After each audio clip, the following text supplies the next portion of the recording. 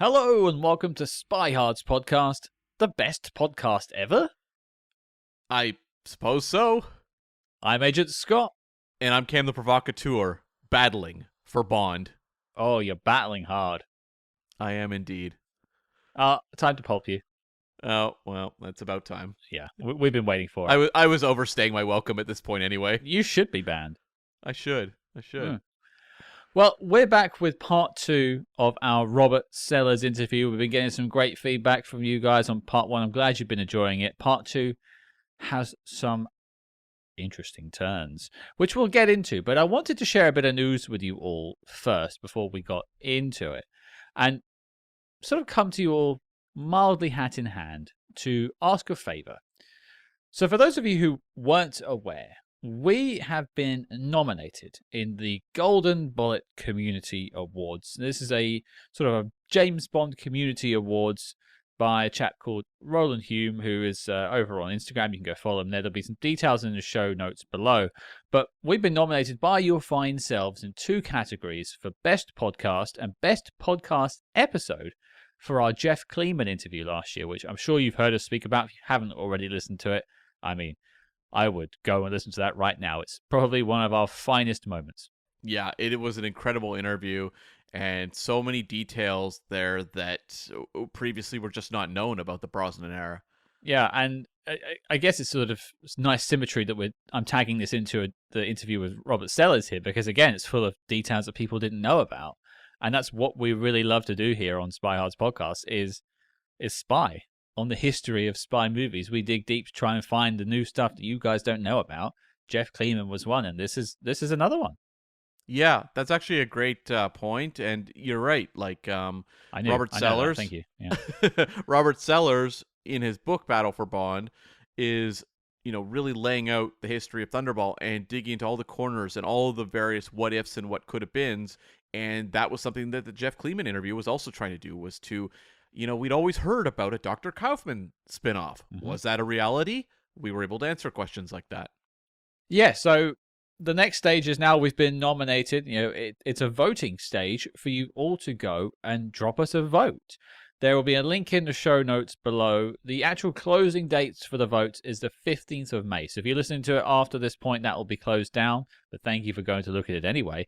But if you're listening to it before the 15th of May and you feel like giving us a vote, click the link in the show notes below and it'll send you straight over to a forms document. You can fill it all in.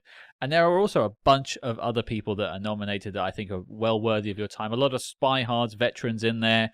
You've got David Lobregelis, you've got Bill Koenig, you've got Pentex Productions that we're big fans of. You've also got Calvin Dyson and Shayla, who's been on a bunch of episodes too, all got nominations in different categories. So if you see them pop up and you're a fan of their work and their appearances on Spyhard, give them a vote too.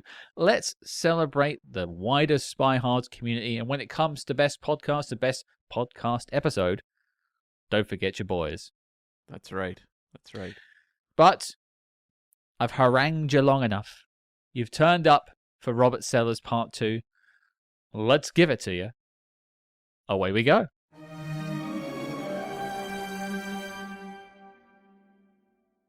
So, Robert, the book comes out, and I've got a first edition sat with me here. I'm very happy to have it. It's a little worse for wear, but it's there. I've got it. And one thing I want to touch on before I get to maybe sort of the litigation that happened with the book coming out is one thing I noticed between the editions is a foreword change between Raymond Benson and Len Dayton. And I keep meaning to, I know Raymond Benson, and I keep meaning to ask him about that. But, is there a story between that change? Or why did that change take place? I think because of the problems, the controversy over the first edition and the fact that we had to destroy all the copies, which we did, or some survived. Not all of them were pulps. We had to pulp. Yeah, we had to destroy every issue that was in the warehouse. There's, if people want to go on YouTube, if you want to put Battle for Bond, Robert Sellers, or there's a little news item. We were approached by the BBC Yorkshire, I think, who wanted to do because Jack Wintercombe is Yorkshire, you see, he's a Yorkshireman. So it's sort of a local interest story. And they came to Sylvan's house and they interviewed both of us about it. And then there's actually footage of a van outside a pulping place, and then the big carton of Battle for Bond comes out, and they take it in, obviously to be pulped. So I found it all fascinating, actually, to be a banned author. I thought it was fantastic. I loved it. You rebel, you. Look at I you. did. I really I thought, because it was so outrageous. It was just so unbelievable that you could ban a book. I thought, it was only the Nazis who did that, burn books and things. But obviously, the Fleming estate were fully behind destroying literature. So it was all very weird. But I did enjoy being a banned writer for a few months. But then we thought, because the objection was really the reproduction of, because there's a lot of illustrations in the first. There's not so many in the second edition, hardly any. But the first edition is quite heavily illustrated. There's lots of images. Because I found it wasn't just the letters and stuff, but there was a lot of sort of checkbooks and things like that. The film production company that Fleming formed with Bryce, or Xanadu, they had a little letterhead and they had their own checkbook, and we put that in the book because these things had never been seen before. But what we also did was to reproduce, because obviously in the book I quote from the letters. I quote quite substantially from letters, but we also reproduced complete letters, and that's where we got into trouble. It was the fact that we reproduced in their entirety Fleming letters, and our argument was that in a court case, once you've had a court case and those letters are used as evidence, those letters have been in the public domain, so therefore they're allowed to be used. That would have been our public record. Absolutely. That would have been our argument had we been able to afford the $10,000 an hour lawyers that the Fleming estate could afford. So unfortunately, because it was a very small publisher who published it. It wasn't HarperCollins or anything like that who would have had the financial muscle to have said to the lawyers, "Okay, see you in court." It was a very small publisher, and we couldn't afford to take the chance. So we Well, just to wheel it back a second, because I started us off by talking about the foreword. So I assume Raymond Benson went with the sort of change because Raymond Benson's very much in the camp of Ian Fleming. He's writing Fleming books. That's the reason. Yeah, when the second edition was coming out, I got back in touch and said, "Can we still use your foreword?" And he, because of his connection with, and completely understand this as well. That he felt because the book had the aura, a twinge of controversy about it, that and he was an official author, that he didn't want his name on the which I completely understood. And I think how did I get Len Dayton? I think I'd interviewed him, of course. I'd interviewed him for my book. That's why, about Warhead. So I'd met him, and we got on really well.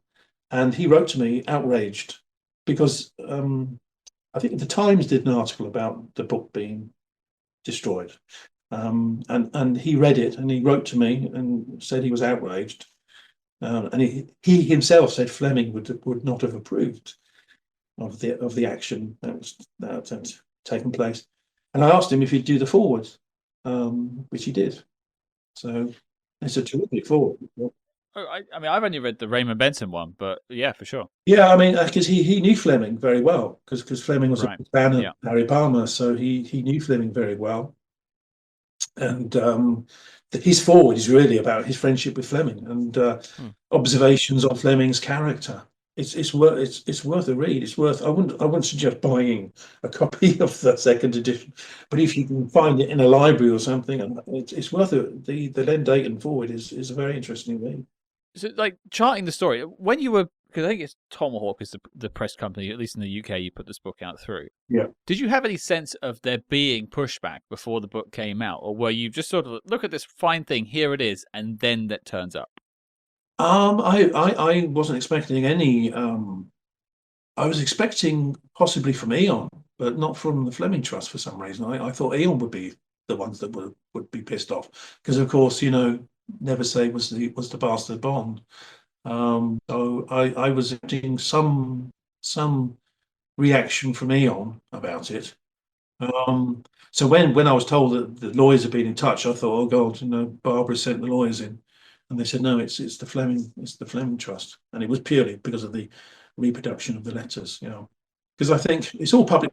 I mean, it's all fact, isn't it? I mean, but they can't. Um, I don't think they could do anything about the book because it's all proven fact. Well, as you say, it's in the public domain in a sense. Yeah, Mm. it's if it goes through court proceedings, it is issued out to the public. Yeah. That's I won't get into the litigation side for myself, but it is interesting that was their angle. Well, And I think it was the only way. It was the only way to stop the book. I think they found, well, how can we stop the book? And they got us on the fact that we reproduced complete letters. I don't think they wanted this story out there. I don't think. mm. I mean, it's out there in small pockets, but the whole story isn't out there, and I think they didn't want it out there. Yeah, you're self-prepared. We started this conversation saying about your love for James Bond, growing up watching the film, Thunderball being your favorite. Someone who's writing about Bond and it's your passion. How does that hit you? Getting that letter from the Ian Fleming Foundation saying stop. Mm. Is that hitting you? It did actually, yeah, yeah. I mean, I made fun of the fact that I was quite. It was quite interesting to be a banned author for a while. But the initial when the publisher got in touch with me and said the lawyers have been in touch. Yes, it was a real shock because you think lawyers, oh dear, we're in trouble here. Mm. You don't know, it could end up in court or so yes, it was a nervous couple of days thinking about it actually, yeah. And where is it going to go? What are we going to do? And as soon as we sort of gave in and they pulped the book and it was banned, um, I sort of reveled in it. I mean, the cover of the second edition says in big letters at the top, the book they tried to ban. So we sort of we said, okay, they banned us. Okay, well let's trade on it. Let's be proud of it. So it gives it a mystique, right? yeah, absolutely. I mean, not many books are banned, are they? Really? When you think, how many can you name in the last 30 years books that have been banned and pulped? I can't think of many. So, No. but it was quite cool actually to be one of the few authors whose books are, banned and destroyed. Yeah. The weirdest thing was what happened on Amazon Go on. on the day word came out that the book had been banned. The book started going up in price on Amazon by by minutes. So I don't know how much. Maybe they had 50 copies or 30 copies in stock, and they obviously were allowed to sell those. But then they couldn't. But then that would have been it. They wouldn't have been able to stock anymore. So people were going onto Amazon, desperate to get that book before it was gone. And it started off at £20, and I think the last one went for 300 because the price kept going up when the stock was going. So Amazon must have known what was going on because the price kept going up, and I was watching it live. It was extraordinary. The last one went and bought about £200 or something. Wow. But I didn't get none of that money came to me, of course. No. Of course not. No. But yeah, I mean, as you say, you join a very rarefied air of people that have actually had their book banned in the United Kingdom. Absolutely. Yeah. That doesn't. I mean, there are books I could list, but there aren't many. Yeah, exactly. Any at all. And to see it on film as well. We got it on film. I'm going to track that down. If we put this out on video, I'll put a little clip of that. If you just write it down for Bond, it's about a 7-minute news item, and you see the moment of truth when the books go crazy. And you'd think obviously we'll get to the second edition in a second, but you were just trying to do something in earnest. You were trying to tell the story of a franchise you love, and it was never meant malicious. You were not trying to do anything against Ian Fleming or the estate, and they've obviously taken this tact against it. And personally, I don't understand it or why they would do it. But that's the reason why we thought, well, this book has to live again. Like Christopher Lee's Dracula. It's got to rise from the grave. We didn't pour blood over it. We just took the letters out. No. What they found offensive were these reproductions of complete letters. So we junked those. It didn't alter the text. The text was untouched. It was just the letters that we took out, which were sort of illustrations. Yeah. And a lot of the other stuff we took out because he didn't have a big budget, really, this guy. It came out almost like as a paperback, really, but it was a text. And we never heard from the lawyers because their objection was the letters, and now we've taken them out. They couldn't object to anything else, really. So so that second edition came out, and you obviously had no bite back from the Fleming estate, but it feels like that was still a limited run, though. There are only a few copies of this book online. Yeah, because I think we're talking about a very, very small publisher. A one-man, literally a one-man band. He publishes about a book every 3 years. So how did it fare overseas? Because UK law is different to the United States, for instance. Was the book banned over there? Yes, that's an interesting thing to bring up. Actually, the books in America were untouched. Yeah. So every book in America was allowed to. I think the copyright law in America is slightly different. That's why we would have liked to have gone to court to make our case, but we just didn't have the well, the publisher didn't have the money, nor did I. But in America, I think it was allowed to be sold until it ran out. Right. Because that's why. Maybe we'll go into the third edition. Maybe the America is the home. Well, that was my next question was about the third edition, because where we got involved in the story is we were talking to a press company. I won't mention them in this discussion, but talking about linking it with you, talking about the book and doing an interview. This was 2024. We were having these conversations, and then the conversations just stopped one day. And we thought we'd done something wrong, like we'd emailed and it was rude or something or whatever. And then I did some digging and found out what I think I found out about it. But could you tell the story of what inspired you to want to republish the book and what happened subsequently? Well, I think the desire was that obviously the print run of the second edition was quite low, and over the last few years it's I think 40-50 pounds if you want to buy it on eBay or something. I just think that's a lot of money, especially because I don't get any of it. So I thought, well, try and get return to the publisher and see if they were going to at least bring it out in on Kindle or something like that, and they weren't going to do that. And also they weren't going to reprint it either, which is fair enough. That's their decision. So I asked to get the copyright to bring it back into ownership. So the book now belongs to me. So I approached the History Press, which is a excellent publisher. Again, very small, but very, very respected. And I've worked with them. I'm working with them now. Actually, I'm writing a book for them as we speak.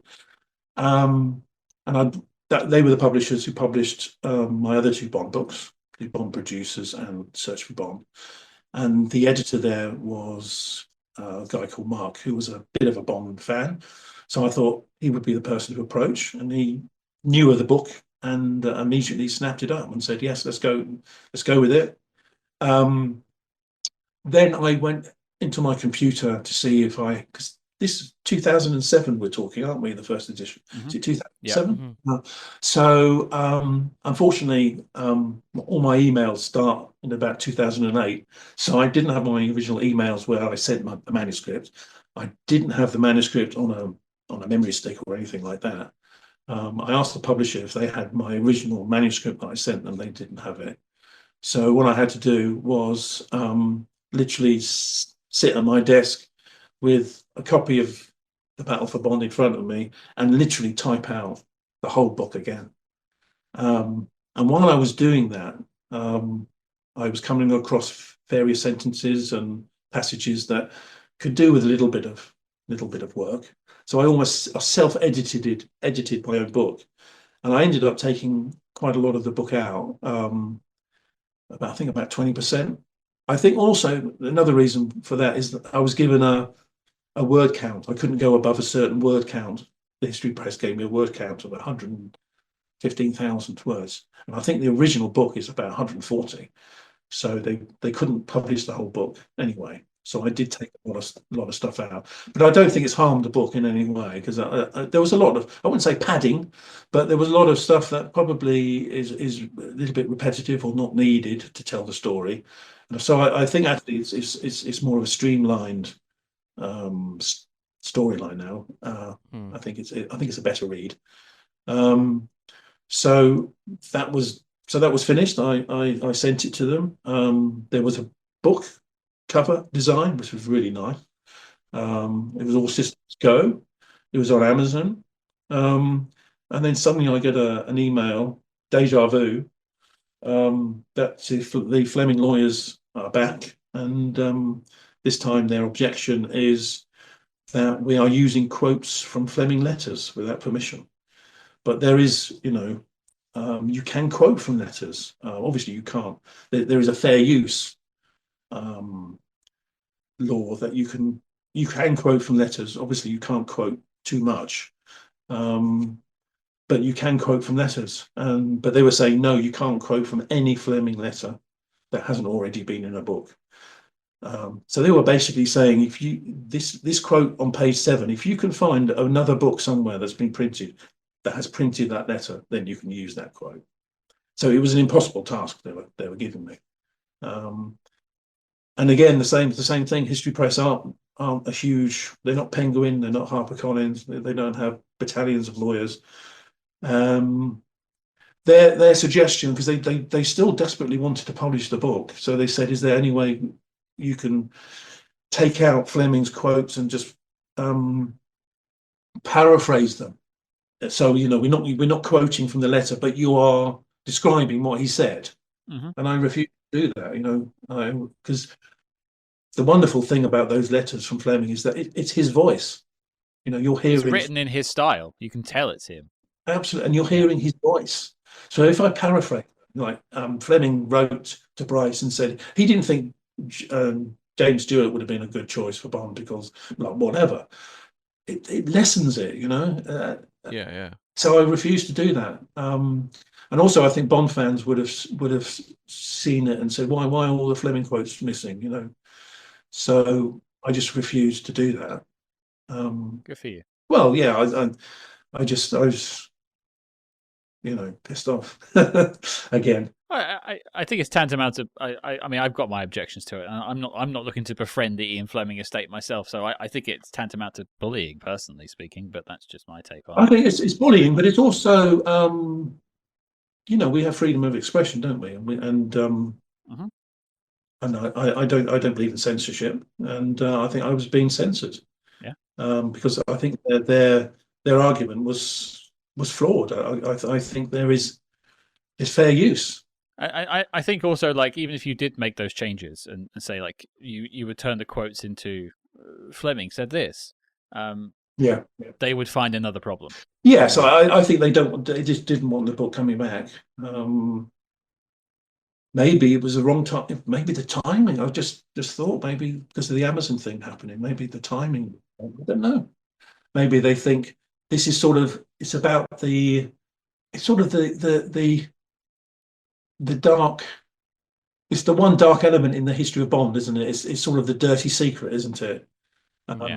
It's the black sheep in the family, and maybe they didn't want that story brought back again when all this Amazon stuff was happening. Maybe, I don't know. That's what I just thought of that now. Maybe because this was before the Amazon deal happened, when this all happened.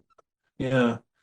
And like last year, they republished all the Fleming novels with like, changed versions of the text and stuff. They were trying to sort of like relaunch the Ian Fleming brand, I suppose. Maybe there's that. Absolutely, we have. Yeah, yes.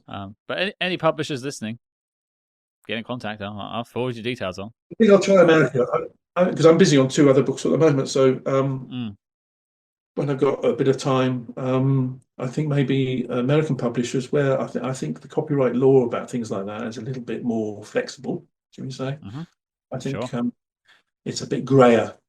So it's maybe America is the way forward. Well, I've got a couple of like postscript questions about the book, and then I want to get on to some of the other books you've worked on.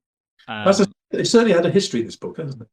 Well, that's actually the next question is about the history. Yeah, of all the books I've written, this is the one. There's one other book which is sort of still living and which is a book called Hellraisers, which I wrote. Which whenever somebody mentions a book they've read of mine, it's 9 times out of 10 it's that one. But the Battle for Bond is also the other one as well, which is fascinating. And what was great for me on a personal level was being a Bond fan since I was a kid, and going to Bond conventions and getting autographs from Bond personalities and talking to them and stuff. And then for that to sort of, I mean, I just wrote a book. That's all. I'm not involved in the films, but for to go to places where people come up to me and talk to me about and want me to sign the book and stuff has been a privilege. Really, it's really amazing. Amazing, to meet people and talk to people who really enjoyed the book and stuff. So, and it's weird for being a fan for that. It's weird sometimes because I'm thinking I'm a fan. So why are the, I shouldn't. It's a weird situation to be in. But yeah. Well, it's one thing I've noticed over the years of doing this show is that there really seems to be a push from certain places to control the narrative about not only Bond but other franchises, Star Wars, all these sorts of things, and it's a shame that your story is this book in this is not a fictional thing. This is based off of letters that you have seen, the real documents. It's not you sort of sharing your opinions. It's basically fact. Yeah. Especially the reprinted letters, that they are fact. You can't really argue with it. And so, it feels like someone's trying to control that narrative and spin it. And I feel that's a real shame, because really we should be able to put everything into the light and judge it by the reality instead of the fiction that's being spun, which is all very, very heady. But no, I think it's related to something that's happening to me at the moment. Actually, I think I've written a book and I've interviewed about 70 people for it, and now the publisher said you have to go back to all those people you interviewed and get them to sign a form to say that they're happy for their quotes to be in the book. And I've said to them, why do I have to do that? Because I've got the emails where they've said, yes, I will talk to you for this book. I said, no, they need to sign a document now.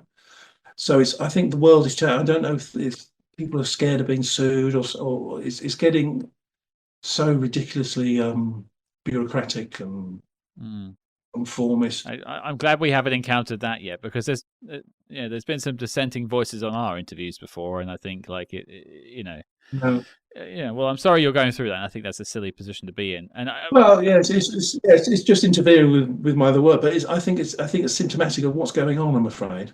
Yeah. I heard this recently. I don't remember who quoted this. They said we live in a post-truth world. I don't know how real true that is, but it's an interesting concept. It's about narrative and controlling it. Anyway, back to the story of this book, and this another listener question came in through Twitter. The Wizard of Ice supplied this question. I think it's a good question because I was going to ask it too. Have you ever had any interest, and you mentioned this briefly earlier, had any interest of turning the story inside this book into a film or a TV series or something? Oh yeah, we've had one chap did approach me, but I think he was just the guy I mentioned before. He was enjoying just going to Cannes and driving a Porsche. I don't think he was making films. I just think he was interested in driving a Porsche around Cannes.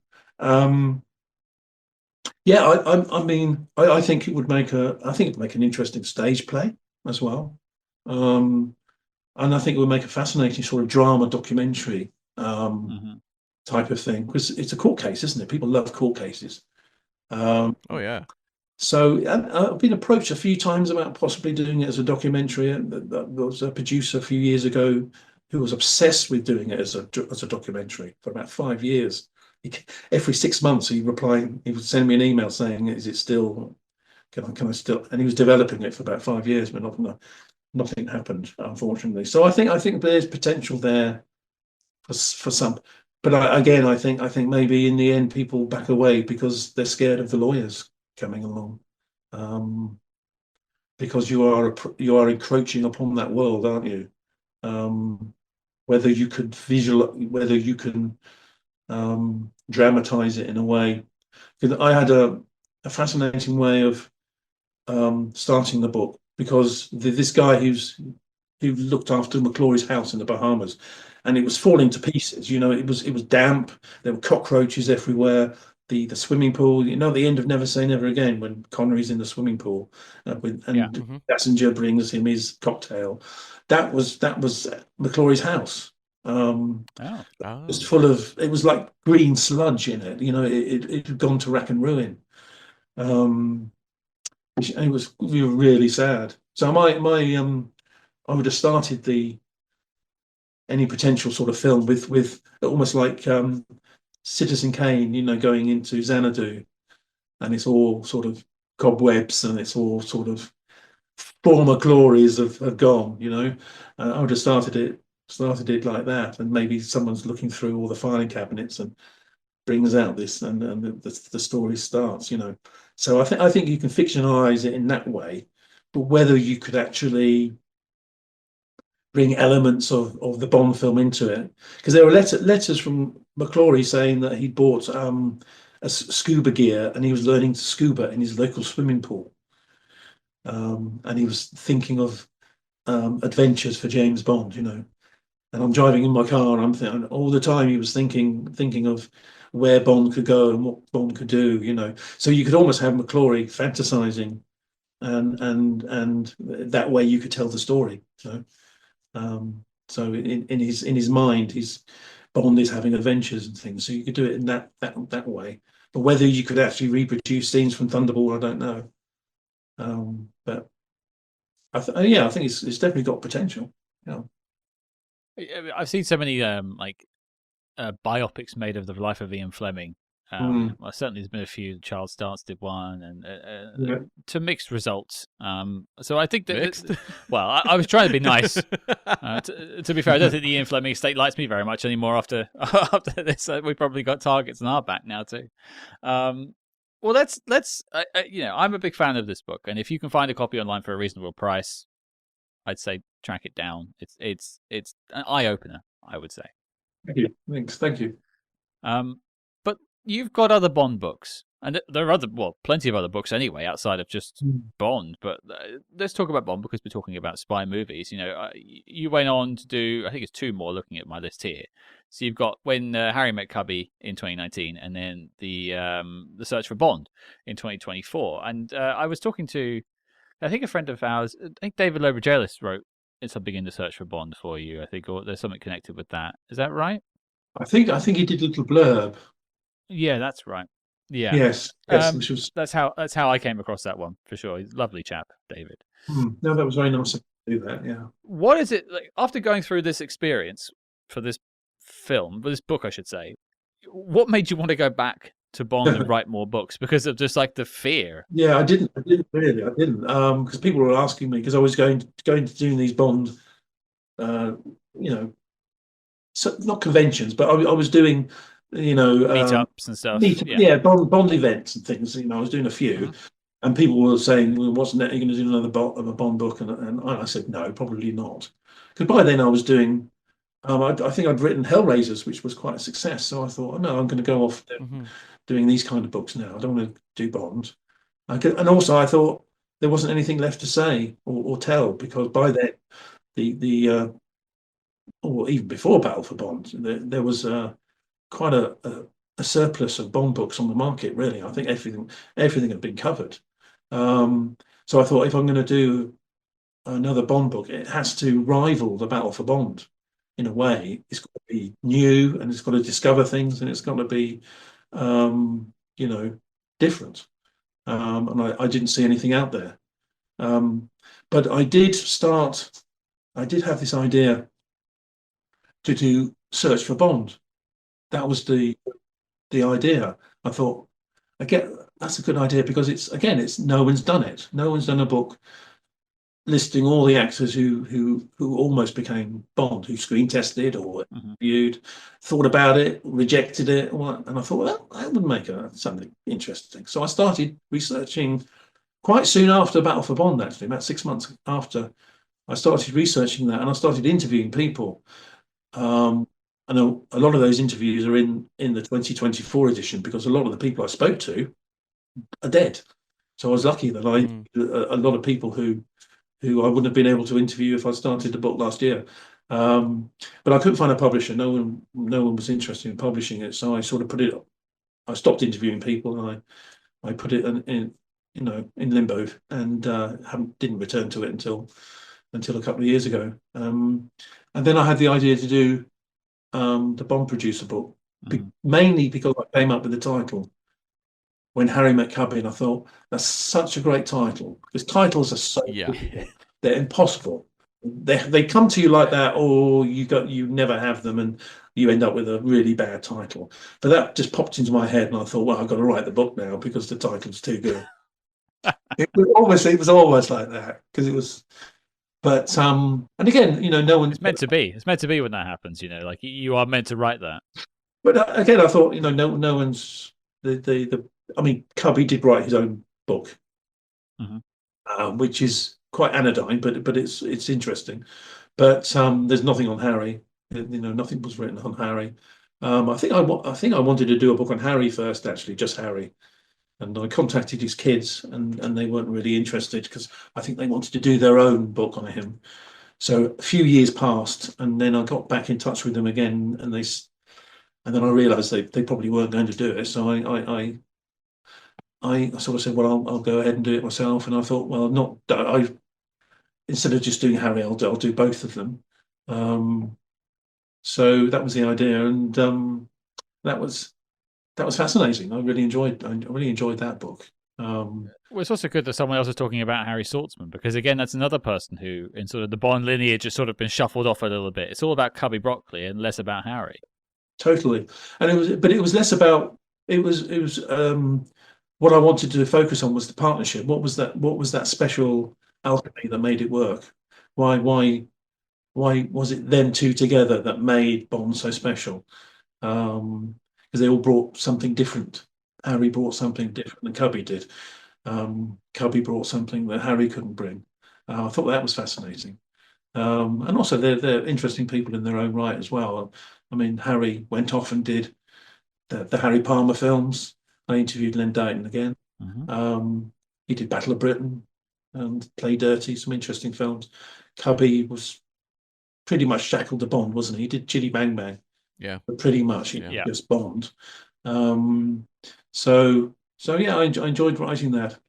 It wasn't as revealing as it could have been because there were a few interviews that I was hoping to get that in the end I didn't get. It would have been nice to have talked to Barbara and Harry's kids. That would have made the book a little bit more personal, a bit more interesting. But they weren't happy to talk, so you make the most of it. But I think it's a pretty decent book, yeah. And then The Search for Bond, I was listening to, I think, I can't remember what show you were on talking about that recently with John Beesdale, but and sort of listening through that because I haven't read the book. I'll be honest, I haven't read it yet. Well, it hasn't been out that long, really. No, but like you're talking to people like Michael Billingham and stuff that have all these like the would be Bonds and there's and understanding that story of like the Sam Neil's and the James Brolins of the world, like that screen test is online with James Brolin, and we interviewed Vijay Amritraj, I think it was last year or a while back, and he screen tested with Brolin, and it's he did. They did the. It's interesting to see that world together. Yes, they did the meeting, didn't they? When they meet with the snake and all that kind of stuff. It's fascinating, isn't it? Yeah. It's weird that Vijay was cast before they were going to cast the new Bond. Weird, isn't it? But yeah, so I mean, if if people are listening to this and sort of have tuned in to hear about the battle for Bond, obviously I'd tell them to pick up all of your books. But if there was one to pick up next, what would you recommend out of your Bond assortment?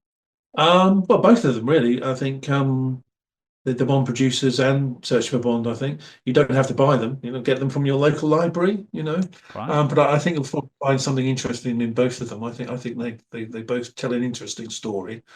The Bond producers book is more of a story. I think the search for Bond is obviously it's chronological, so it's it tells the story in that way, but it's a bit more bitty because it's lots of different things happening. It's not a linear story, so it's not a beginning and an end really. Because we don't know who the new Bond is, do we? Of course. No. I was hoping, yeah. I mean, what are your views on that? Because obviously the book has come out and the decision hasn't been made, has it? I mean, my whole thing is like when they were, casting Daniel Craig, very few people in the world were like, "Give us Daniel Craig. We demand Daniel Craig." And they made the right choice. Like, I tend to find the majority of human beings are terrible at casting. Like, they just don't get it. Yeah. And so I do have trust. I want to have trust in the people who are going to handle Bond, that they do know what is going to not just work, but exceed people's expectations. So it's easy for me to say, oh, Henry Cavill or Aaron Taylor Johnson look like good Bonds, but I don't know what they want to do with Bond. Do they want to do something more comedic? Then maybe they're not the best choices. It just depends on what tone they're going for, what the movie's going to be like. Yeah. So, yeah. And also, it's not the individual actor's choice, is it? Really, it depends where they're going to take Bond and whether the actor wants to go that way. So we shall wait. I think now Amazon have got their hands on it. I think they're going to move. I think they want to move quickly, don't they? So I expect it to be done, within a few weeks. Not a few weeks. Who knows? Could be tomorrow. Well, I think like a time of recording versus time of release might be a slight discrepancy with this episode, but I think there's also I know there's a waiting period from announcement to the actual deal going through before they can actually announce anything Amazon. So I don't know if we're past that point yet. I think it's May in my head. Yes. But I feel like they probably got a schedule lined up and they're going to announce it at some point. Like you're going to get X, Y, and Z in the next 2 to 3 years. Once that has gone through, I think we'd be foolish to think that there aren't meetings going on this very week with people who are going to be playing Bond in the future. They might even know already who they want. They might want more than one Bond, of course. Yeah, I'm positive about this whole thing. A lot of people were quite pessimistic about it. I was mostly pro the Daniel Craig era. There's some choices I'm not a fan of, but I can say that about all of the eras. But ultimately, like we were sort of stagnant for too long, I think. And once No Time to Die happened, it felt like everything just stopped. And I think at least I'm gonna give Amazon the benefit of the doubt personally first, and let them see what they do. If they once bitten twice shy, so after that if they let me down originally, and maybe I won't trust them as much. Yeah. But I think they've got some good people in charge with a proven track record. Heyman specifically, and so I think the future's optimistic. Yeah, because as I say, I think they might be casting Bonds, not one Bond. I mean, obviously the film Bond is the main thing, isn't it? But I think there will be offshoots. I hope they do a period, Bond in the 50s, Bond in the 60s, Bond in the 70s kind of thing, as a sort of a Netflix kind of thing, like a mini-series or something. That'll be interesting. Cam, co-host Cam here, my other half here, came up with an idea on an episode we did a while back, or it was a guest spot somewhere, and said about like having a TV show that explored the origins of the 00 program. And I think like that, then you could have your period piece. You could have like your megalomaniacal villains with rockets that make more sense in the 1950s than necessarily they do now. Yeah, like how to deal with escalating threats. Yeah. Well, we obviously need 00s. What is a 00? We're gonna lay that out. Like, I think that could work as like a mini series or something. Yeah, I can see that working. Yeah, that's an interesting idea. Actually. Probably something they haven't thought about. Well, they know who to call. Yeah, exactly. Now, yeah, it's interesting because everyone's saying, "Oh, there's going to be a Q spin-off or a Moneypenny," but no one's thought of the actual, not the origin of Bond himself, but the origin of the 00s. which is Yeah, because you could have Yeah. 001. Like, who was that person? Who was the origin of the 00 program? That's an interesting premise. And then you can have your like original Hugo Draxes and stuff, where it's just a rocket in the middle of Dorset. Yeah, Like, yeah. It's far lamer than Moonraker the film, I suppose, but it is it makes sense to the 1950s, and it also lets you do the sort of the period piece. Mm. Talking about the double O's, there's a great idea in Thunderball. You know the briefing scene in the huge room, and all the double O's are seated there. The original idea, I don't know whose idea, whether it was Mabum or Harry, probably, was that all the double O's were going to be recognisable actors who had played spies in movies. So you probably would have had McGowan, who was Danger Man. You might have had Patrick Nee, who's Steed. You might have had Robert Vaughan and McCallum. It was going to be like that, and that was a great idea. So all the double O's are movie spies, Yeah. I want the world where where Dean Martin sat there as Matt Helm in the corner just drinking, like that's the scene I want. Yeah. Mispronouncing all the names of all the agents. Yeah. Derek Flint's like asleep on two chairs, laying across them for some reason. Yeah. The interesting thing is they're already sort of, this was only the fourth Bond film, but already they're sort of, thinking of in-jokes and already almost self-parodying themselves in a way. Yeah. Well, people seem to think that, and this is just more like a general chat about spy movies, which we're going to get to in a second, but they tend to think that Bond invented the spy film, which is completely incorrect. They were going for years before. Look at North by Northwest. But then Bond spoofs were happening in the 60s. It wasn't an Austin Powers invention. Like the Matt Helm films ostensibly are Bond spoofs a lot of the time. They don't resemble the actual Matt Helm source material. So, they're just having fun. Purely the casting. That was the casting of D. Martin, wasn't it? That did that. Purely, if you had something like Rod Taylor or something like that who had played it, maybe they would have had more edge with it. But then he had his own Bond spoof, The Liquidator. He did that, and that was a crazy little film too, with Jill St. John as the villain. Yeah. I love the Flint films are my favourite sort of Bond spoof. Yeah, I think they're the most successful cinematic ones of the bunch. They look like feature films. The first one is so good. Yeah, it's terrific. The second one devolves into talking to dolphins. So devolves. It's fun, and I think the first Armand Flynn is almost as good as a Bond. It's very close to being just as good. And then even that has a little nod to it, where he meets like 0008, and they ask about, this is bigger than Spectre or whatever, or bigger than Smersh, I think, and very much like Connery, doesn't he? He's almost a Connery look, isn't he? The same hair and the same features. Yeah, that's the kind of thing of two universes sort of. So Flint and Bond, because it was, we could talk now, don't we? Marvel Universe, which you didn't back then. People didn't. But our man Flint has Bond and Flint existing in the same world.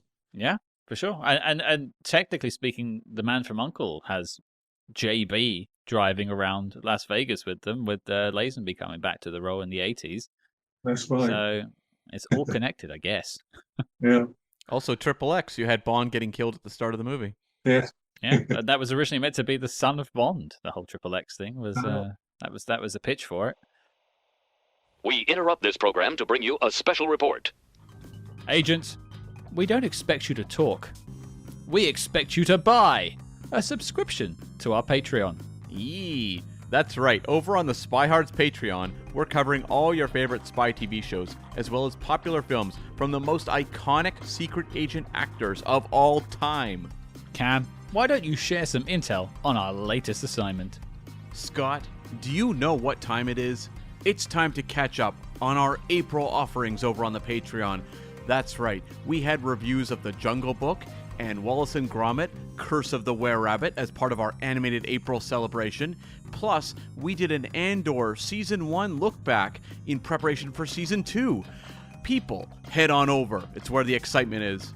So deactivate Ghost Protocol and visit patreon.com/spyhards to truly do things angel style. But before we close Channel D, on with the Spy Jinx.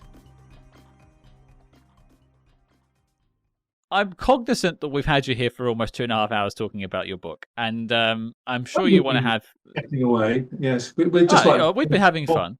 Bond fans in a pub, really, aren't we? Having a Sorry, chat. that's it. I wish I had a pint with me.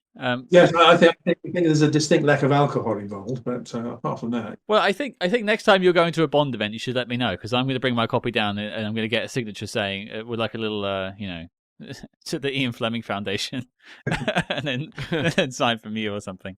But it's we spoke about the other Bond books, but one question I kind of will wrap us up with, and I have one more question is.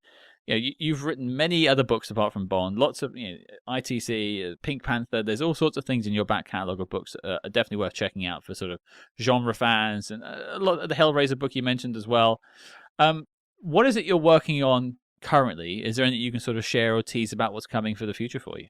I'm working. Well, I suppose talking about genre is I'm writing an authorized biography of Brian Clemens. Okay. Who was sort of the creative force behind the Avengers. Mm-hmm. I mean, he didn't create the show, but he sort of, during the Diana Rigg era, he sort of took it over and sort of it became very much his show. And he did a couple of Hammer films as well, and he created the Professionals and the New Avengers. So that's an interesting, and he kept talking about an archive. I mean, he literally kept everything. I mean, he's got letters from people, from his neighbours who were complaining about him being too noisy at night. He kept every correspondence, which is remarkable, really. And I'm coming across amazing stuff. And he had about 7 Bond ideas. I think there's at least that's what they said. At least 5 or 6 Bond projects. He met Broccoli and Saltzman on a couple of occasions, and he wrote Bond storylines, which I haven't seen yet, but I've seen them in the file. It says James Bond ideas, so I'll have a look next time I go. So that's interesting. Yeah. So and he wrote a Mission Impossible film as well. Are we talking in the sort of down period between the 60s and the 90s where there was not a lot of mission? I'm not sure. Maybe more than likely, yes. I don't think it would have been the modern one. No. I mean, someone has a lovely quote about Brian Clemens saying that most people on their day off or on the Sunday went out and did a bit of gardening. Brian would sit down and write a screenplay.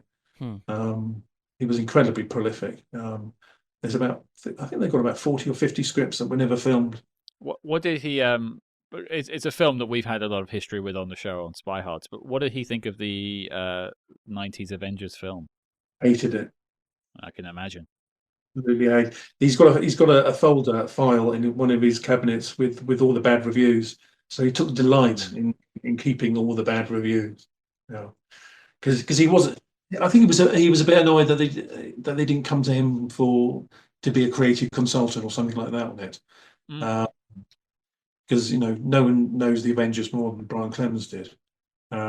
Sure.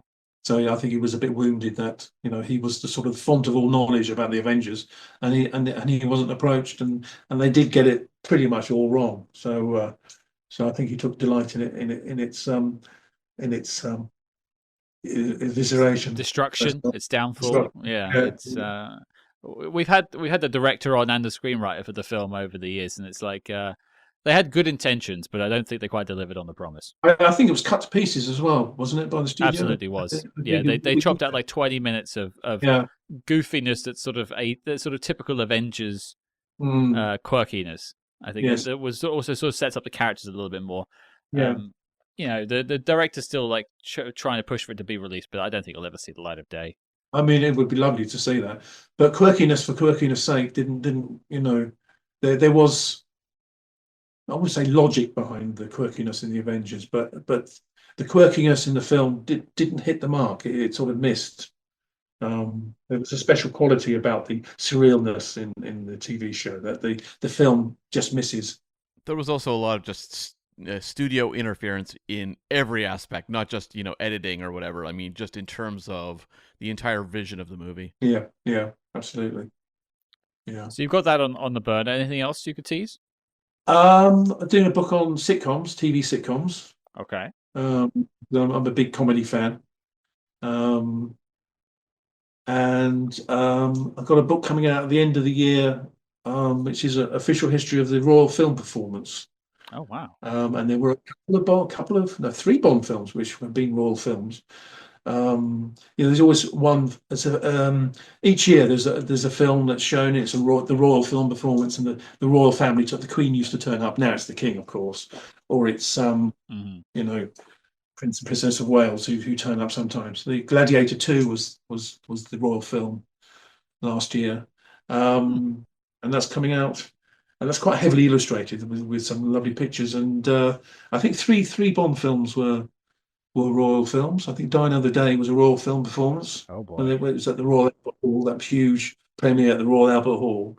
Was that the last time they did it by any chance? That was the first time they'd done Oh, a royal okay. film. I think that's the first time they'd ever done a film premiere at the Royal Albert Hall, I think. Oh, really? Okay. Okay. And then Spectre. Spectre was a royal film, and that was at the Royal Albert Hall as well. And I think Casino Royale was a royal film as well. So there are three Bond. They had one good one. Yes. And so there've been lots of nice pictures of Daniel Craig on the red carpet. So if that's your bag. Well, it looks good in the tux. Does he look pained to be there? It's the one where he's wearing. I didn't like that thing he wore for No Time to Die. It looked like a velvet salmon jacket or whatever it was. It was weird, wasn't it? It didn't suit him at all. That was the "I'm out the door" kind of celebratory tux. I think it was his attempt to be Jason King, and it didn't quite work.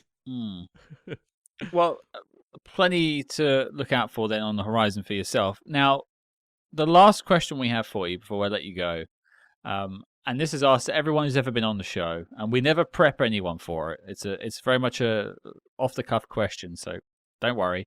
You'll get time to think, but we will all be watching you whilst you do it. I need a long time to think. And judging. Yeah. We talk about spy movies here, not just James Bond. We're spy movie fans, and you clearly are too. So I want to hear from you, Robert Sellers. What is your favorite spy movie of all time?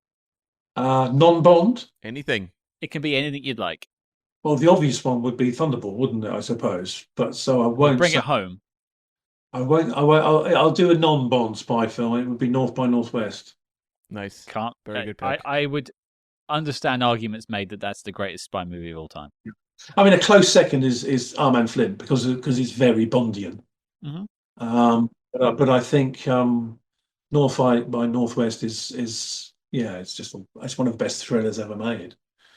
And there is a Battle for Bond connection because there is a letter from Ivor Bryce who's sailing from New York to Southampton on the Queen Mary, and they used to show films, and that's where he saw North by Northwest, and he wrote to Fleming saying, "I've just seen this amazing film, North by Northwest, and it's what we want to do. This is the film that we want to make for Bond," and that instigated the Hitchcock going for Hitchcock, right? Because they wanted their film to be like North by Northwest, which this sort of suspense thriller, but with a sort of a humor, a comedy element. Because it's very funny. North by Northwest. It's a great humor in that film.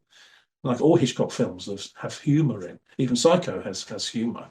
So that's that. So yes, Bryce watched North by Northwest and thought this is the film that we should try and emulate. So yeah, and Eon kind of did with From Russia with Love. Absolutely, yes, they did pay homage, didn't they, to the So that was very interesting. Yeah, that's putting it mildly. 007. Well, it's been a genuine pleasure talking about the Battle for Bond and everything else you've worked on. I think you've already punched your ticket for another visit back to the show down the road, talking about some more of your books. I'm sure there'll be another James Bond book in your future as well, or maybe a spy movie book. Why don't you make that something you could? I think there's a few out there, isn't there? I think there are a few out there. I think I own them all for sure, but yes. There's none that I would say are particularly exhaustive. Like say like a 60s. The Bond Mania book doesn't exist. Yeah, I think that's a good idea. But I'm giving away ideas for free here, so Just give us credit in the byline at the front. For Cam and Scott, they're idiots. I'll give you 1% of royalties, which would be nothing probably. Then Hey, it's more than we get now, so I'll take it. I mean, hey, even like the cinematic history of Harry Palmer would be interesting, especially when you're doing like Billion Dollar Brain. yeah, because Len is still around, isn't he? Yeah, and you could talk about the '90s films as well. Well, well, I did. pull up, Scott. Pull up. They're the worst. They're terrible, aren't they? They're dreadful. Dreadful. What is it? Moscow Vendetta. What? I think Bullet to Beijing and Midnight in St. Petersburg. Oh, that's right. Jesus, I've blurred them from my memory. But I did interview Sidney Fury because I wrote a book called "Don't Let the Bastards Grind You Down," which was about the kitchen sink films and the working class actors that came through in Britain in the late 50s, like Kane, Connery, Terry Stamp, Finney, Riss, O'Toole. Those were sort of working class actors. And I interviewed Sidney J. Fury about Ipcress File, and used some of it in the Bond Producer's book. Fascinating stories about that film. Really interesting stories. There's still, I think it's a really it's a well that's worth mining. And I think people would want to hear about the anti-Bond. I went and saw Ipcress File on the big screen last year at the BFI, and I just thought more people should be watching this film. One of the best photographed movies. I mean, some people find it irritating, don't they? But I like it. All those shots through telephone box angles and stuff. Yes. But it could be a bit oppressive, I find. But I appreciate that it's something different compared to everything else you're getting in the '60s. Yeah. It is a unique vision of a spy movie. But the story is true. That first day he turned up and he ripped the script in half in front of the whole production crew. That's a true story. Don't give it away now. It's got to put it in a book. Yeah. Robert, it's been a pleasure. We'll have to do this again sometime. Thank you for sitting down with us. I know everyone listening has really enjoyed this, and I wish you all the best with the next book. I hope I've been, because I've just turned 60, and I'm slowing down. I'm starting to I'm starting to slow. My brain is not quite as fast as it used to be, I'm afraid. Well, at least you had until 60. I mean, I'm long gone, and I'm 44. The beauty of writing, you see, is that you can sort of take your time and you sit in front of your computer and you research at your leisure, as it were. You have a deadline, but it's usually a few months in advance, so you can take your time and do it. But then when you've got to dredge it all up and talk to people about it, and sometimes it doesn't come out as intelligently as you would hope. So I hope I've made sense, and I hope I've been of interest and interesting, but the cogs are a little bit slower now, I'm afraid. You give yourself a lack of credit there. I think you were perfectly great. I think there were some wonderful stories in there, and I think for those who have listened to this and are listening to this point to the end now, who haven't bought a copy of The Battle for Bond or The Search for Bond or want to go and check out anything, I think they'll be sold, and you'll be selling copies by the end of this, because there are stories to be read about, and I know people will enjoy those books. So it gets a firm stamp of approval from us, and we will have to do this again sometime. Yes, my drinks cabinet is looking a bit forlorn at the moment, so a nice royalty check. Circa Spyhards. I'll see what I can do. But Robert, thank you very much. Lovely. Thanks very much, guys. Really appreciate it. Really enjoyed it. Bye-bye.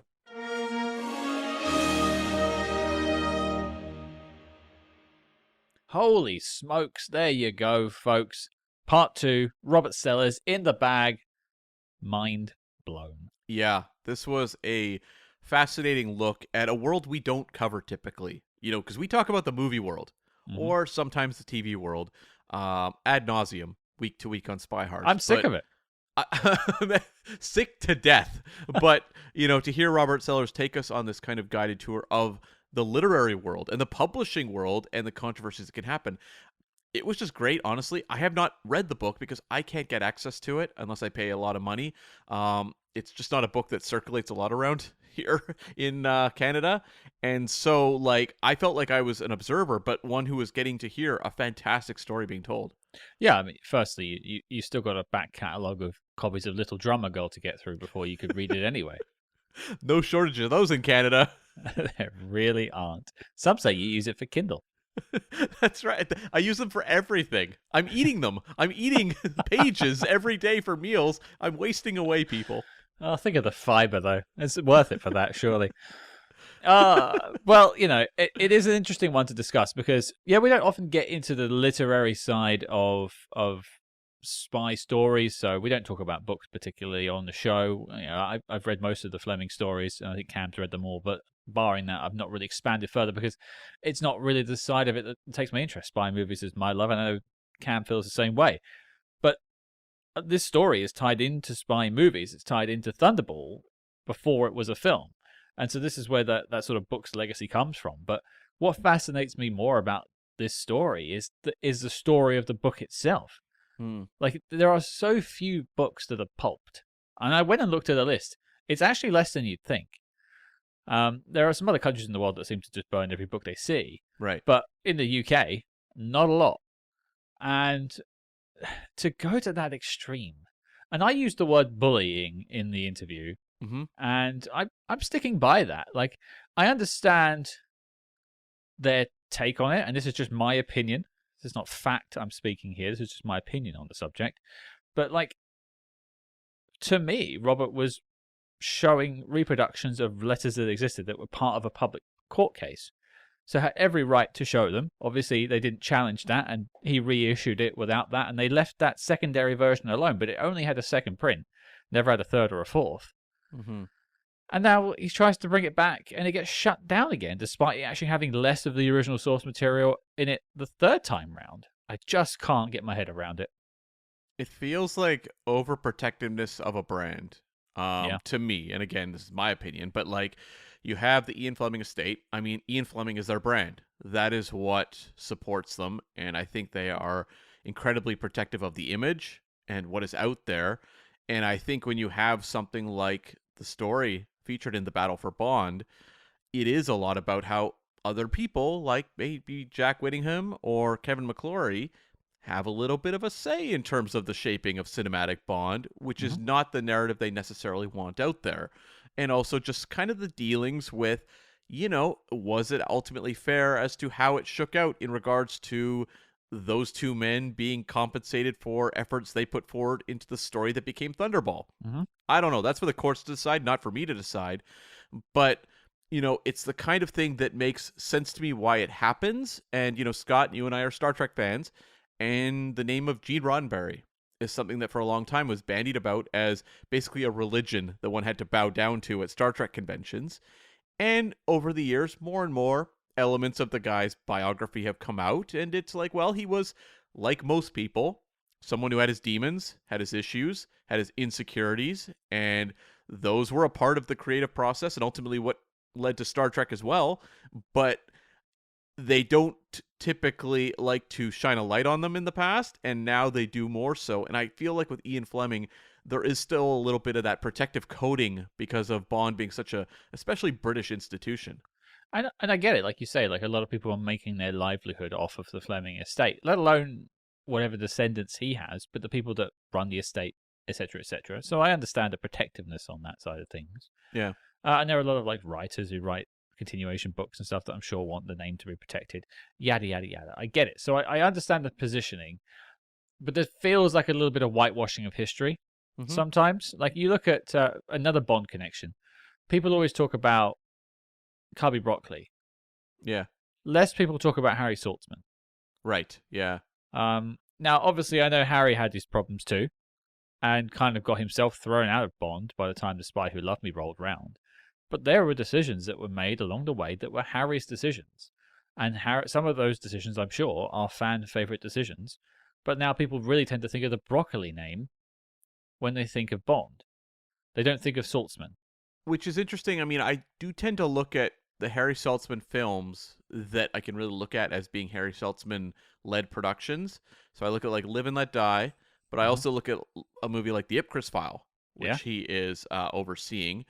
And I see someone who is pushing much more for an artistic element or approach to the material versus like Cubby, which is a little more the crowd-pleasing blockbuster approach. Yeah. And you can argue back and forth which one you prefer personally, but it does show to me like Harry Saltzman was not a guy who was just hanging on. He's someone who genuinely was trying to do interesting things sometimes, whether they were ultimately leading to folly or not. Yeah, and you can only appreciate people trying to take a creative chance. Yeah, exactly. Yeah.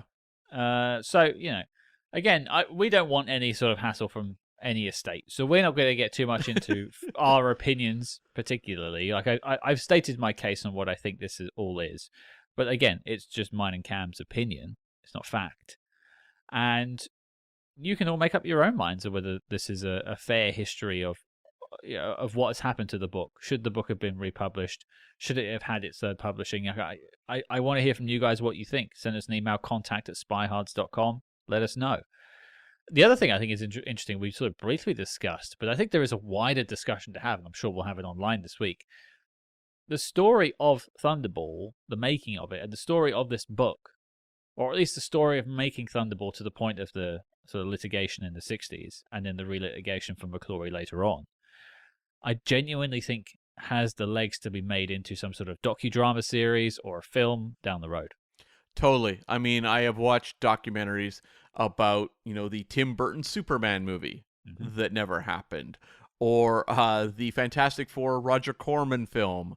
And so, like, to me, there is a huge appetite in the world for documentaries based on film productions that, didn't go right, or, typically didn't go right. And whether the movie, whether it resulted in an actual movie or not, there's a fascination with that sort of thing. And to me, Bond just lends itself to that.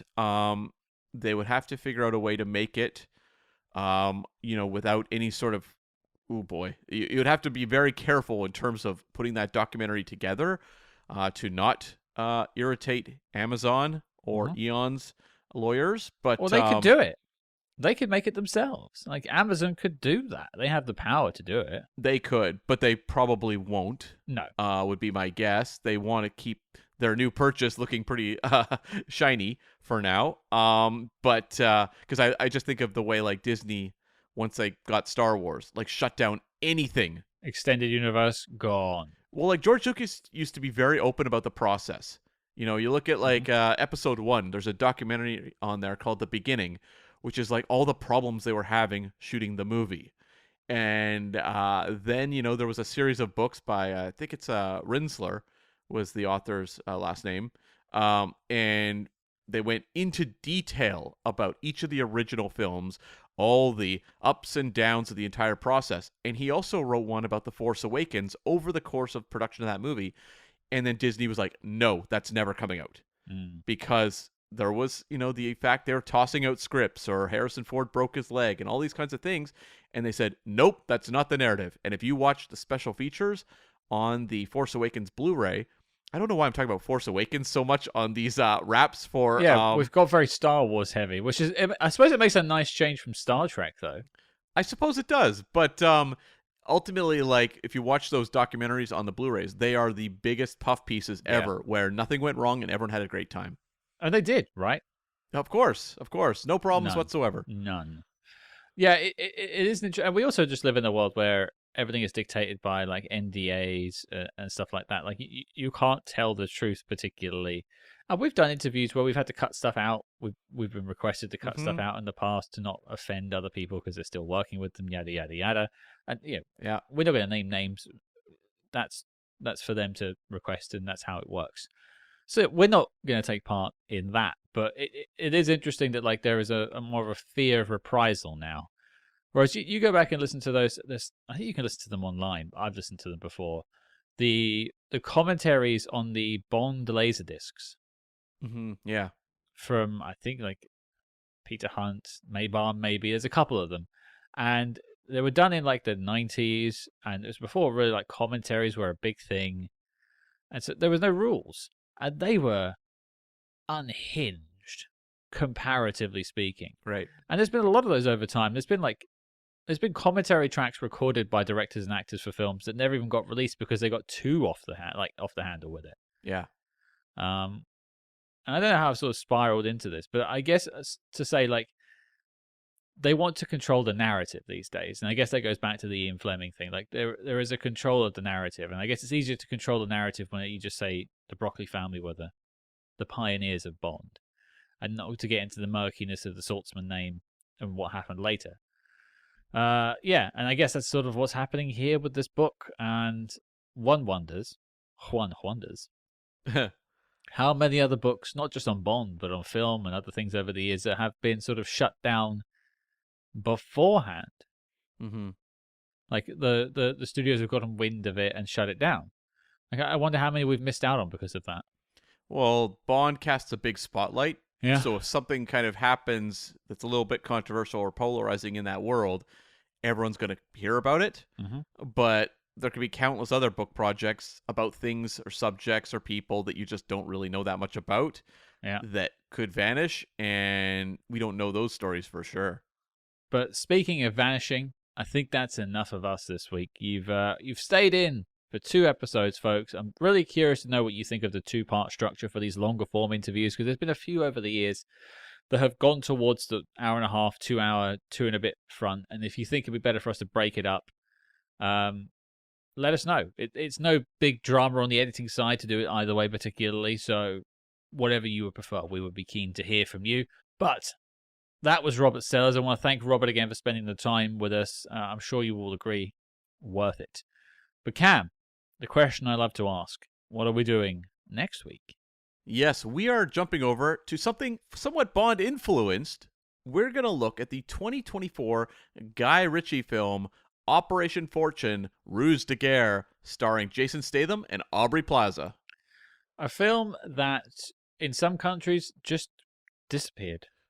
Well, we just finished talking about a film production or film development that had a lot of controversies, such as the case with this film as well. Yeah, and we've also got a SpyMaster interview for you next week, I should say, on the Friday with one of the writers of the film. I won't spoil too much, but there is some behind-the-scenes information on this film as well. Yes, it's a movie that I think passed a lot of people by, just for reasons that will make a lot of sense when you listen to the review or to the interview. But one I think people have caught up with on streaming quite a lot. Mm-hmm. And so it'll be fun to dive into it. Yeah, there you go, folks. Your mission, should you choose to accept it, and I hope you do, is to join us next week as we take a look at Operation Fortune, Ruse de Guerre. Make sure you hit the subscribe button wherever you're listening to us if you haven't already. YouTube, Apple Podcasts, Spotify. Leave us a 5-star review wherever you're listening. If that's Apple Podcasts, make sure you do a written one because we'll call it out on the show. We've got a bunch of those to catch up on, and there are more coming in every day. So thank you for the 5-star reviews. You are stars. And thank you for your support over on Patreon. For those who support us over on there, the number seems to grow every month and it isn't going down. So we take that as a good sign. Totally. Great input. No, but seriously, join us over on our Patreon, patreon.com/SpyHards. Over 100 bonus episodes, and it's all genuinely going back into the show. We've got a couple of things we're cooking up for you, using your money to support us on that. Some videos. We're going to start trying to do some more videos of our interviews. I know you've been asking for that, folks. And, of course, it just goes to help fund the show, because doing this show is not cheap. It's coming out of our own pockets. So if you can help support us and keep us on the air, we would appreciate it. And if you can't support us there, support us on social media. Come and find us at Spyhards, SpyHards, wherever you like to social your medias. We are hanging around there, often throwing out links to stuff that never gets any clicks because the algorithm doesn't like us. But we hope you like us, and that's really all we care about. But until next time, folks, I'm off to ponder the question, how bad do we have to get before they start pulping podcasts?